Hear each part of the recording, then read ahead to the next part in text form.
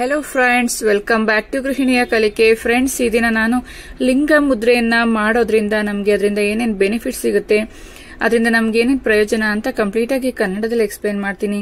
ಹೀಗೆ ನನ್ನ ಗೃಹಿಣಿಯ ಕಲಿಕೆ ಚಾನೆಲ್ನ ನೋಡ್ತಾ ಇರಿ ಫ್ರೆಂಡ್ಸ್. ಬನ್ನಿ ಹಾಗಾದ್ರೆ ಲಿಂಗ ಮುದ್ರೆಯನ್ನ ಹೇಗೆ ಮಾಡೋದು, ಪ್ರಯೋಜನ ಏನು ಅಂತ ತಿಳ್ಕೊಳ್ಳೋಣ. ಹಸ್ತಗಳೆರಡನ್ನು ಪರಸ್ಪರ ಹೆಣೆದುಕೊಂಡಂತಿದ್ದು ಎಡಕೈ ಹೆಬ್ಬೆರಳು ಮಾತ್ರ ಮೇಲ್ಮುಖವಾಗಿರಬೇಕು. ಈ ಸಮಯದಲ್ಲಿ ಆ ಬೆರಳು ಲಿಂಗದಂತೆ ಕಾಣುವುದರಿಂದ ಈ ಮುದ್ರೆಗೆ ಲಿಂಗ ಮುದ್ರೆ ಎಂದು ಹೆಸರು. ದಿನದಲ್ಲಿ ಇದನ್ನ 5 ರಿಂದ 10 ನಿಮಿಷ ನಡೆಸಬೇಕು. ಈ ಮುದ್ರೆಯು ಮಧುಮೇಹದಿಂದ ಬಳಲುತ್ತಿರುವವರಿಗೆ ತುಂಬಾನೇ ಒಳ್ಳೆಯದು. ಶಿವಲಿಂಗ ಮುದ್ರೆಯ ಅಭ್ಯಾಸವು ಅಧಿಕ ತೂಕ ಸೇರಿದಂತೆ ದೇಹದಿಂದ ವಿಷವನ್ನು ಹೊರಹಾಕಲು ಸಹಾಯವನ್ನ ಮಾಡುತ್ತದೆ.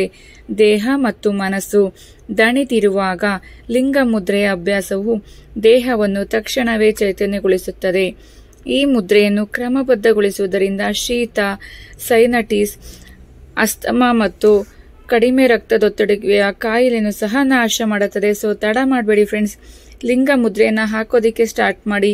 ಇದು ತುಂಬಾನೇ ಒಳ್ಳೆಯದು. ಮೆನ್ಸ್ಟ್ರುಯಲ್ ಸೈಕಲ್ ಅನ್ನು ಸಹ ಕರೆಕ್ಟ್ ಆಗಿ ಆಗೋ ರೀತಿ ಮಾಡುತ್ತೆ. ಸರಿಯಾದ ಪ್ರಮಾಣದಲ್ಲಿ ಅದು ಬ್ಲೀಡಿಂಗ್ ಕರೆಕ್ಟ್ ಆಗೋ ರೀತಿ ಸಹ ಮಾಡುತ್ತೆ. ಸೊ ತಡ ಮಾಡಬೇಡಿ, ಲಿಂಗ ಮುದ್ರೆಯನ್ನ ಹಾಕೋದಿಕ್ಕೆ ಸ್ಟಾರ್ಟ್ ಮಾಡಿ. ತುಂಬಾನೇ ಬೆನಿಫಿಟ್ಸ್ ಇದೆ. ನಿಮ್ಮ ಆರೋಗ್ಯ ನಿಮ್ಮ ಕೈಲಿದೆ ಅಲ್ವಾ. ಸೊ ಹೀಗೆ ನನ್ನ ಗೃಹಿಣಿಯ ಕಲಿಕೆ ಚಾನೆಲ್ನ ನೋಡ್ತಾ ಇರಿ ಫ್ರೆಂಡ್ಸ್. ಮತ್ತೊಂದು ವಿಶೇಷವಾದ ಮಾಹಿತಿ ಜೊತೆ ನಾನು ನಿಮ್ಮನ್ನ ಭೇಟಿ ಮಾಡ್ತೀನಿ. Thank you for watching. Thank you.